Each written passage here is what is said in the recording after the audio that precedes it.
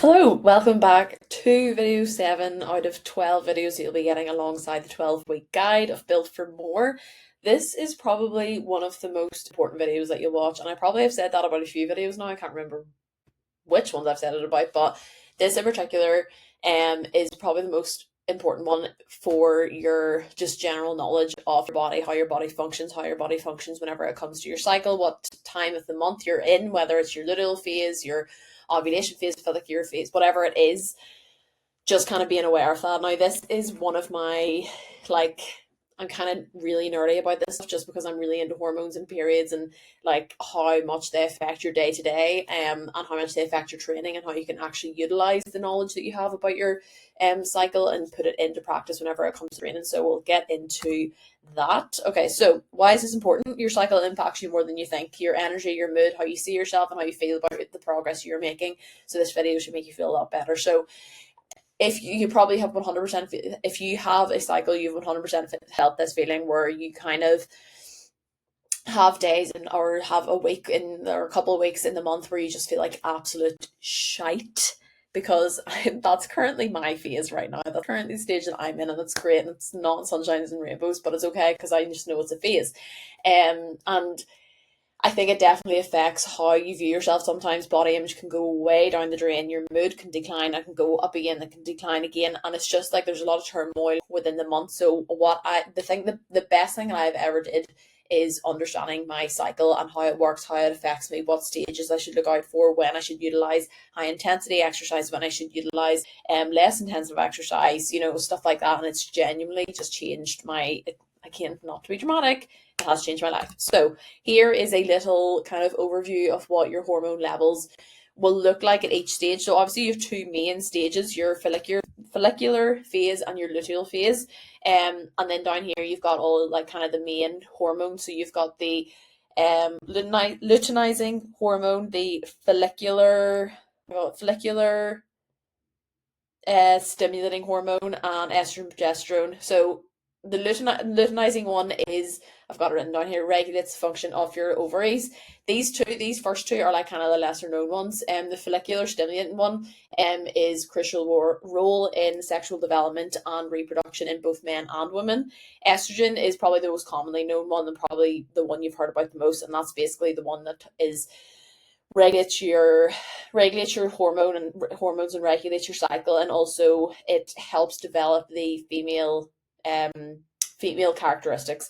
Progesterone is made in the ovaries, and what it does is basically thickens the uterus lining, so it kind of prepares your body for pregnancy. That's why progesterone is slightly higher in the luteal phase right before you bleed, and that's why estrogen is higher in the follicular stage, because after you've done your bleeding, this will be on the rise, and this is why you feel much better around these types, because you're feeling more feminine, you're feeling more like, I think this is called your Beyonce hormone. I read a book and it like kind of like give nicknames to all the hormones, and she called a hormone Beyonce hormone. And I was like, that is so good, because around ovulation time, that's whenever you feel like Beyonce, because you feel like yourself, your best self. And I miss those days. Anyway, moving on.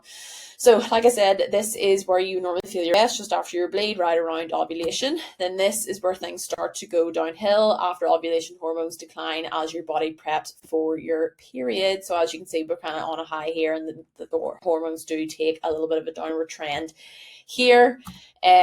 Okay, so what to expect on days 1 to 14. So day 1 is the very beginning of your cycle, the first day that you bleed. Some girls find their energy the lowest during the 5 to 7 days of their period, but once you begin your period, hormones are on the increase, so you should start to feel your energy increasing. So just hang in there. It's different. What I will say, and what I will just put a little disclaimer out there, every cycle is different, and I put a few reminders at the end. Every cycle is different, so maybe you will feel good during your period, maybe you won't. I personally feel really good during my period. Like once I get my period, maybe around day 2 I start to feel like myself again, but the week leading up to that is it's not fun.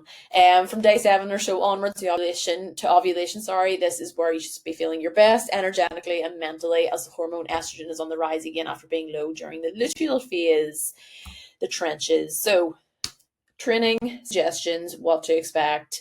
Train as normal.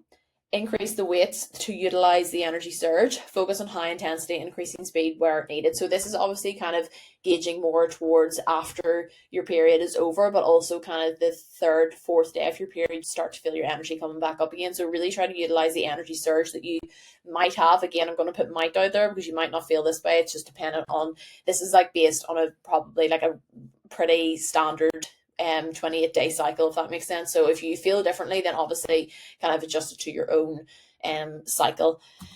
So from days 15 to 28, so from day 14, typical day of ovulation. Again, this isn't for everyone, this is just the typical day of a 28-day cycle, and this personally isn't my day of ovulation. But you might start to feel a decline in energy and an increased lack of motivation. So this is where things go downhill. This is because estrogen is declining, which is the hormone that regulates your mood and energy. This is the hormone that makes us feel good and all like feminine and lovely and all that. So this is why you might find it hard to complete sessions or even have the urge to pack it in, but try not to do that, okay? So training suggestions, train as usual, but be aware that your energy might not be as good, so strip back in the intensity and focus more on form and technique. For example, yesterday I tried to do I did do an upper body session, but everything just felt so incredibly hard. And then sometimes you do have to sit and remind yourself of whereabouts you are in the kind of cycle of life. And what I use is a period tracker called Flow. You've maybe all heard of it, but it looks like that. Yes, I am 6 days out from getting mine apparently. So I'll have to go in and kind of check where I was and then be like, oh, right, okay, then that's maybe why I'm feeling a little bit tired. But that's obviously not the main reason. You could have had a bad night's sleep, whatever it was.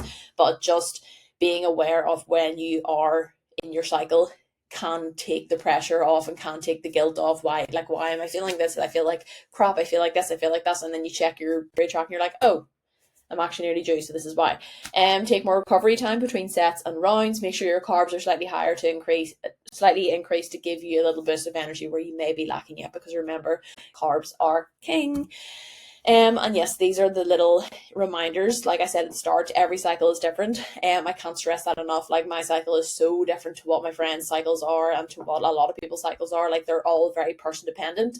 Listen to your body, be kind to yourself. Like I said, log and track your cycle and your symptoms, and keep educating yourself. So obviously, I am not a doctor, I'm not a professional. I just have an interest in women's health and an interest in women's hormones, makeup, and your cycle. And I found whenever I educated myself more and I read books and I listened to podcasts and I followed people online that talk about their hormones and stuff like that, the more educated I became, the more aware I became. And honestly, the guilt I felt around my cycle, at certain areas of my cycle, if I wasn't feeling so motivated one day, if I wasn't feeling so amazing one day, if I was looking in the mirror and being really hard on myself and nitpicking myself and my body image is bad, it kind of took that guilt off my shoulder and be like, right, sometimes you can't help how you feel, your hormones play a massive part in that. And it just kind of lifted that weight off my shoulders, and kind of adjusting my training and adjusting my energy levels and my social levels to my cycle has changed my life so much. So that's what I will say, is just keep educating yourself. And yeah, like I said, I'm not a doctor, I'm not a professional, but I do have a special interest in this, and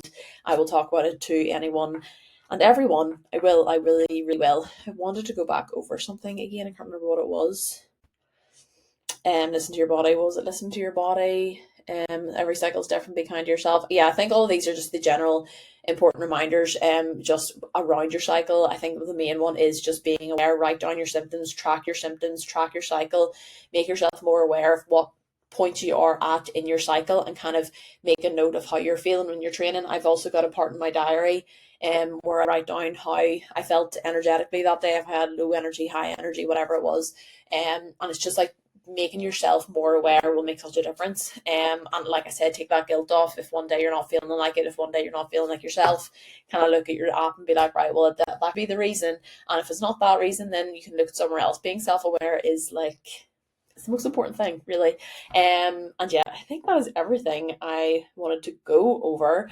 This is like a really quick overview of just kind of what to expect whenever you have a typical 28 to 30 day cycle.